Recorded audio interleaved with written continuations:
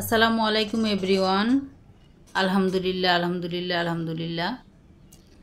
আমার এই যে রান্নাটা দেখুন কত সুন্দর হয়েছে, লোভনীয় হয়েছে, খেতেও দারুণ হয়েছিল। আর এখানে আমি যে গরুর মাংস নিয়ে নিয়েছি, আমি ছোট ছোট পিস করে নিয়েছি, চর্বিও আছে সঙ্গে। আর এই যে লবঙ্গ, এলাচ, দারুচিনি, জয়ফল, জয়ন্তী এগুলো সব নিয়ে নিয়েছি। আর এলাচের মাথাটা একটু ফাটিয়ে দিয়েছি। আর এই যে এখানে নিয়ে নিলাম কাঁচামরিচ আর পেঁয়াজ, আর হলো আপনার তেজপাতা নিয়ে নিলাম 2টা। আর নিয়ে নিলাম এখানে পাতাকপি, আর পাতাকপি দিয়েই গরুর মাংসটা রান্না করা হবে। আর যদি কেউ খেয়ে না থাকেন তাহলে খেয়ে দেখতে পারেন রান্না করে, যে কতটা মজা লাগে, যে না খেলে বুঝবেন না আর কি। আর তেজপাতা দিয়ে দিলাম, পেঁয়াজ দিয়ে দিলাম, আমি কাঁচামরিচটা রেখে দিচ্ছি, পরে দিব। আর এই যে এখানে নিয়ে নিলাম বাটা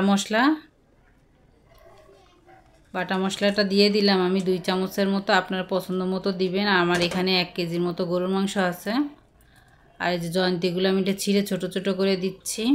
আর জয়ফলটা ভালোভাবে আমি থেতো করে দিব। এই যে থেতো করে নিয়ে নিলাম, এটা দিয়ে দিলাম আর কি।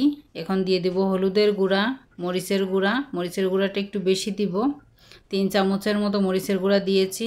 ধনিয়ার গুঁড়া দিয়ে দিলাম, স্বাদ মতো লবণ দিয়ে দিলাম, একটু টেস্টিং সল্ট দিয়েছি। আর এটা কিন্তু 1 চিমটির মতো হবে দিয়েছি, আমি বেশি দেই না, এটা বেশি খাওয়া ভালো না। তারপরেও একটু সবজি দেওয়া হয়েছে দেখে, দেওয়া হবে দেখে আর কি আমি দিয়েছি। আর এভাবে যদি রান্না করেন তাহলে কিন্তু খেতে দারুণ লাগে।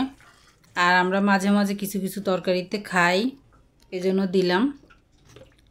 আর এই যে এখানে আমি ওই যে মশলার বাটিটা ধুয়ে একটু পানি দিয়ে দিলাম। আর মশলাটা শেষ হয়ে গিয়েছে, আমি 4 বাটি ব্লেন্ড করে রেখেছিলাম, আমার 2 বাটি শেষ হয়ে গিয়েছে, আর 2 বাটি আছে ডিপ ফ্রিজে রাখা। আর এই যে একটু পেঁয়াজ কুচিটা তেলের ভিতর দিয়ে দিলাম, আর একটু জিরা দিয়ে দিয়েছি অল্প একটু, আধা চা চামচের মতো জিরাটা দিয়ে আমি একটু ফোড়ন করে নিলাম যাতে ঘ্রাণটা ভালো আসে। আর এই যে ফোড়নের ভিতরে দিয়ে দিলাম আর কি মাংসটা ঢেলে, মেখে রাখা মাংসটা মেখে আমি 10 থেকে 15 মিনিটের মতো রেখেছিলাম।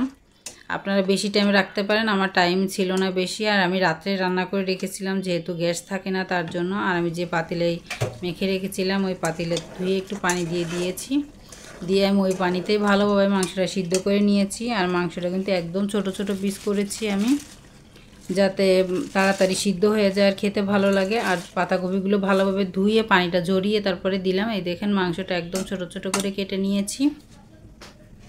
আর একটু নেড়ে চেড়ে এখন ঢেকে দিলাম। আর যে ঢেকে দিয়ে আমি কিছুক্ষণের জন্য রেখেছিলাম, একটু যখন সিদ্ধ হয়ে গেল তখন আমি এই যে আবার একটু নেড়ে দিচ্ছি। আর এইভাবে যদি রান্না করেন, যদি কেউ খেয়ে না থাকে নালে, তাহলে একটু খেয়ে দেখতে পারেন এভাবে আমি যেভাবে রান্না করেছি, যে খেতে কতটা মজা লাগে আর কি। আর এই যে আমি কাঁচামরিচটা কেটে রেখেছিলাম ওটা দিয়ে দিলাম। আর কাঁচামরিচটা যদি একটু লাস্টে দেওয়া হয় না, তাহলে কালারটা সুন্দর থাকে আর খেতেও দারুণ লাগে, মানে একটা ঘ্রাণ থাকে আর কি। আর কাঁচামরিচটা কিন্তু আমি মাঝখান থেকে ফালি করি নাই, আমি মানে 2 ভাগ করে নিয়েছি, কিন্তু মাঝখান থেকে যে ভাগ করে ওটা করি নাই, মানে লম্বা করে না। তারপরে যে রান্নাটা হয়ে গিয়েছে, আপু ভাইয়ারা আমার ভিডিওটা যদি ভালো লাগে আমার চ্যানেলটা সাবস্ক্রাইব করে আমার পাশে থেকে যেতে পারেন। আর কেউ যদি ভুলে যেয়ে থাকেন তাহলে একটা লাইক দিয়ে দিবেন। আর যারা এগুলো করেছেন, এই কাজগুলো করে দিয়েছেন, তাদেরকে অসংখ্য ধন্যবাদ। আর এই যে মাশাআল্লাহ মাশাআল্লাহ, রান্নাটা খুবই লোভনীয় হয়েছে, খুবই মজা হয়েছিল। আমার ঘরে সবাই পছন্দ করেছে, আমার বাচ্চারা বলেছে আম্মু মাংস এরকম ছোট ছোট করেই রান্না করবা, তাহলে খেতে ভালো লাগবে। আমার কাছে খুব ভালো লেগেছে। আর আজকের মতো এখানেই বিদায় নিচ্ছি, সবাই ভালো থাকবেন, সুস্থ থাকবেন, আল্লাহ।